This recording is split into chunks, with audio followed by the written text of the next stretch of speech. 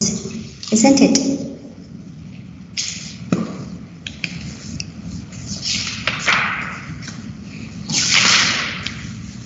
Okay, I'm waiting for the others to join. Do I need to invite anyone to the lesson? Any requests?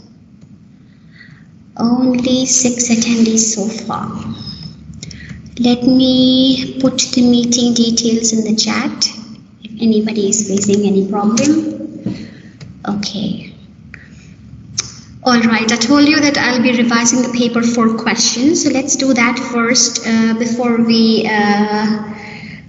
continue with our topic, the biological molecules, inshallah. Okay, in the last lesson we discussed even the food testing related to proteins, did we? Or were we about to do it? Does anyone remember? Did we also study about the food tests which are done in order to check the presence of proteins in the food?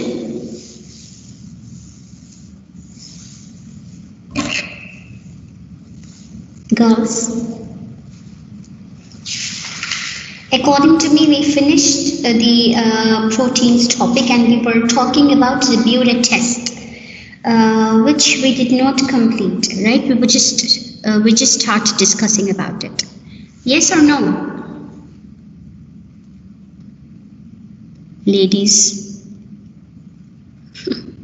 do you remember or no?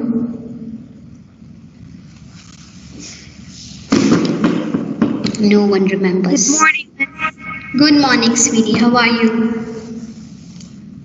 I'm fine, thank you. You're most welcome. All right.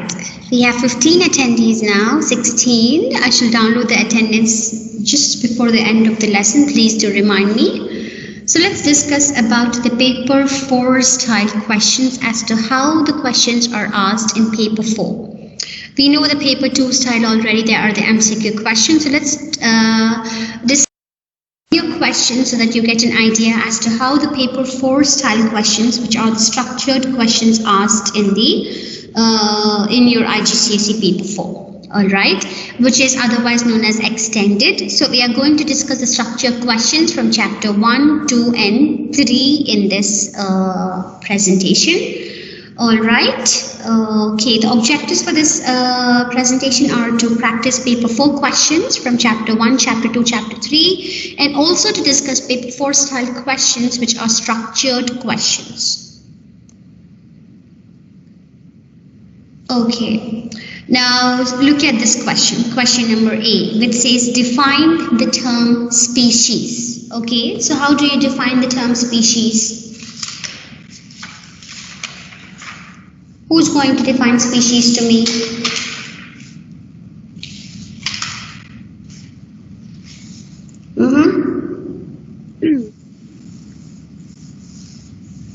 A population of organisms that produce fertile offspring.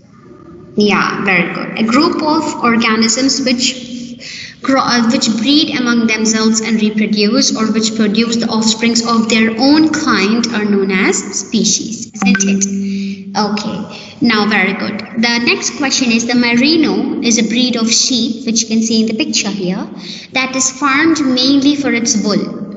Okay, you can see the thick coat of wool on top of it. The wool is very thick and it is made of lots of very thin hairs.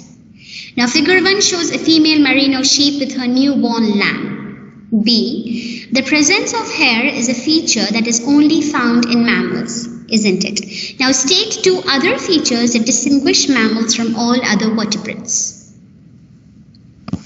Giving birth.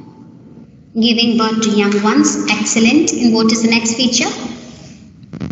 Feeding milk through mammary glands. The presence of mammary glands and feeding the young ones with their milk. Very good. Any other distinctive features of mammals? External ears. External ears. Very good.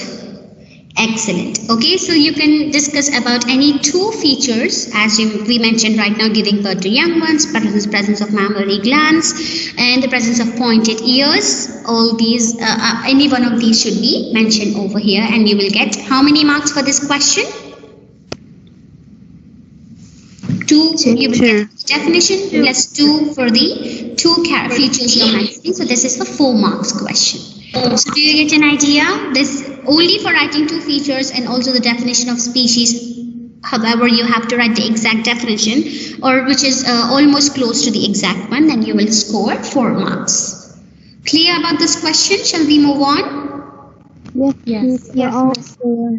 Okay, sweetie. So this is the answer C. A group of organisms that can reproduce or to produce fertile offsprings. Presence of pinna, which are known as the external ears, mammary glands, which are milk glands or breastfeeding. And also the presence of diaphragm is the unique feature of mammals, which is bones in the middle ear.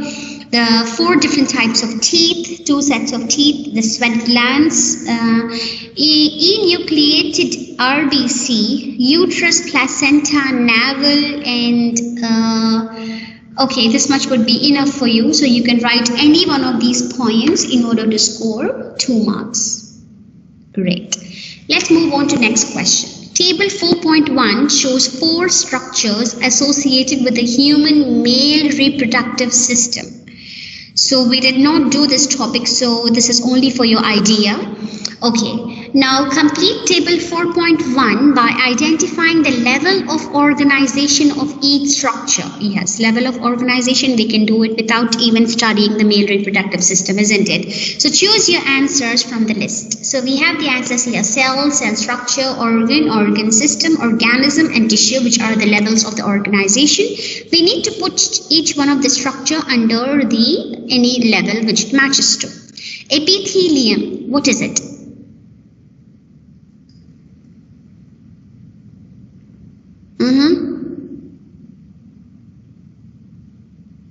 Epithelium. Have you ever heard of epithelial tissue? Yes, excellent. Epithelium, otherwise known as epithelial tissue, it is a tissue with which the various organs are made up of. So you will write under the level of organization, tissue. Nucleus. Cell structure. Cell structure, excellent. Sperm. Cell. Cell, sperm is a type of a cell. Testis. Organ. Organ. Organ, excellent. Okay, so you will write tissue here, cell structure, cell, and organ would be the answers. See? So how many marks for this question? I believe either 2 or 4 the marks are not given. Okay, so this is how the structured questions are asked. Let's see one more example. Okay, so you see figure 5.1 shows an adult fly, which is Chrysoma megacephala. State 3 visible features from this insect that could be used to distinguish adult insects from other arthropods. So what are the distinctive features of insects? Just don't look at the markings. 2 pairs of wings. How many pairs of wings? 2 or 3? 2. 2 or a pair of wings or 2 wings? 3 pairs of legs. 3 pairs of legs, excellent. Compound eye. 1 pair of antennae. Very good, 1 pair of antennae. Presence of the compound eyes and a pair of wings. And the body is divided into how many segments? 3. 3 segments. What are they? Head, abdomen, and Head, abdomen, and thorax. Thorax, excellent. Head, abdomen, and thorax are the 3 segments of the body. So you can write any 3 of these points for this 3 marks. Clear? Any questions so far? Any doubts? No, thank you, teacher. All clear. You're most welcome, sweetie. Okay, so let's look at one more question. In figure 2.1 is a diagram of a protein used to move ions across membranes in root hair cells. We did this example under diffusion or active transport or osmosis. Who's going to tell me? A protein which is used to move ions across membrane in root hair cells.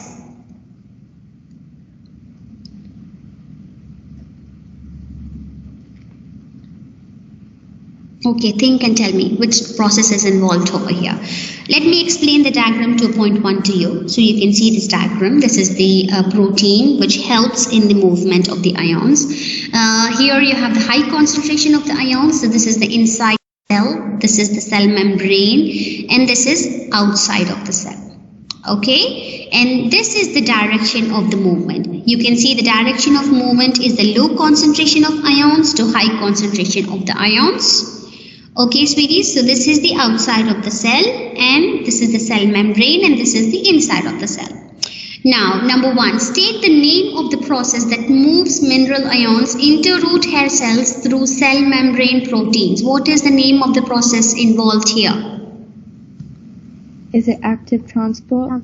Yes, excellent. It is active transport because it is going against the concentration gradient. And we already discussed this example of root hair cells when we were studying active transport, isn't it?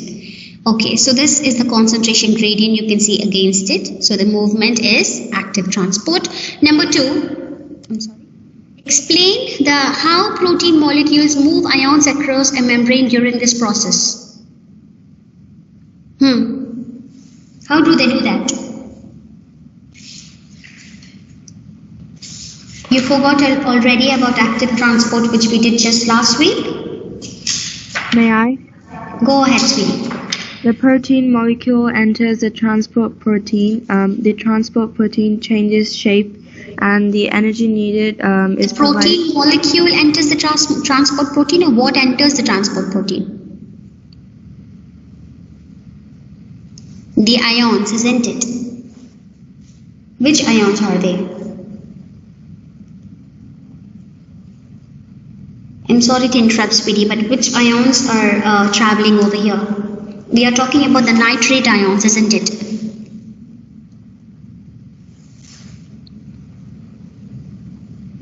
Yes or no? Helio? Yeah, go ahead. What happens to the nitrate ions? How does the protein help? The nitrate ions enter the protein, the transport protein, and then the transport protein changes shape so that it can enter the molecule of in the cell. Yes, very good. Excellent. Who was it? Who's explained? Sarah. Sarah, thank you so much, Sarah. That was very well explained. Okay, yes, that is what happens. This transport protein, it helps in the movement of the ions from outside the cell to inside the cell. How? As just Sarah explained now, they open their shape over here. It is open. Then the ions are taken in. Then again they change shape and they move these ions across the cell membrane. And over here they are again opening so that the ion can enter the cell, inside the cell, as clearly shown in your picture, in your textbook page number 35 in the picture as to how the transport proteins, they change shape. Okay, so this is what you explain over here for 3 marks. Thank you so much, Sarah. Now number D, proteins are also found in the blood.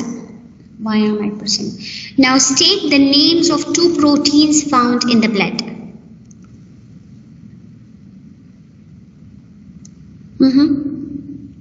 Hemoglobin.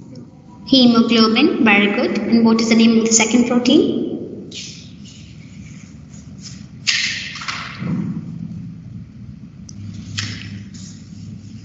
We did the topic protein already in the last lesson, isn't it?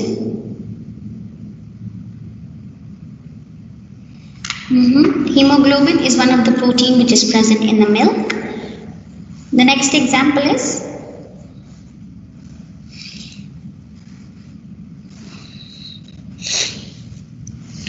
all the enzymes are proteins, all the antibodies are proteins. So we can give an example of any enzyme or antibody which is present in the blood. Or what are the other components present in the blood? Blood plasma, right? So there is blood plasma, there is WBC, RBC and the platelets. So of course WBC, RBC and platelets cannot be, they are also the cells which are made up of protein, of course. But if you are asked to specify the name of the protein, what will you say?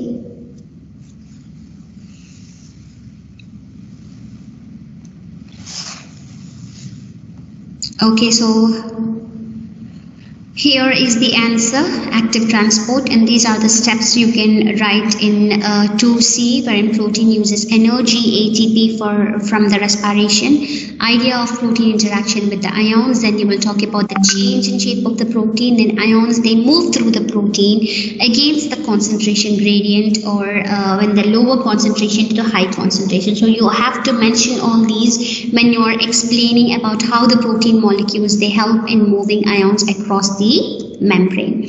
Now, number 6 answer is AVP. What is the meaning of AVP, ladies? Is this D answer or C only? Under C we have all this. So what is the answer for D? Apart from hemoglobin, which is the other protein you can say which is present in the blood?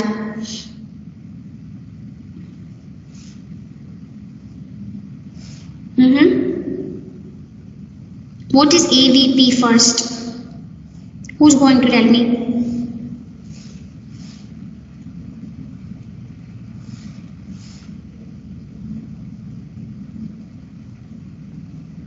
Did we come across the term AVP when we were doing osmosis or active transport? Girls?